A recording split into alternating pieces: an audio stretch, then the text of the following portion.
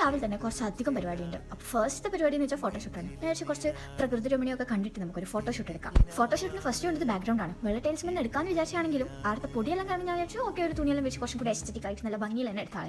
ഇപ്പം നമ്മൾ ഫോട്ടോഷൂട്ട് എടുക്കാൻ പോകുന്ന സാധനത്തിന്റെ പരിപാടി നമ്മൾ തുടങ്ങിയിട്ട് 2 ദിവസമായി. അതിൻ്റെ ഒരു വീഡിയോ ഞാൻ ഇട്ടിട്ടുണ്ടായിരുന്നു. വെറുതെ ടി വി കണ്ടിരിക്കുമ്പോൾ എന്തെങ്കിലും ചെയ്യാലോ എന്ന് വിചാരിച്ചിട്ടാണ് ഞാൻ ആ ഒരു സാധനം ഉണ്ടാക്കാൻ വേണ്ടി തുടങ്ങിയത്.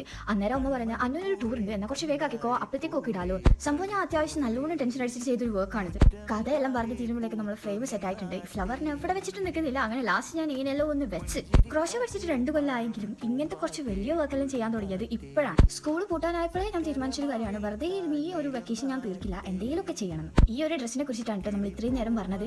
ഇത് ഞാൻ എൻ്റെ കൈയും ഒരു ഹുക്കും ഒരു നൂൽ മാത്രം യൂസ് ചെയ്തിട്ട് തുന്നി എടുത്തിട്ടുള്ളതാണ്. ഒരു തരത്തിലുള്ള മെഷീനും യൂസ് ചെയ്തിട്ടില്ല, ഫുള്ളി ഹാൻഡ് മെയ്ഡ് ആണ്.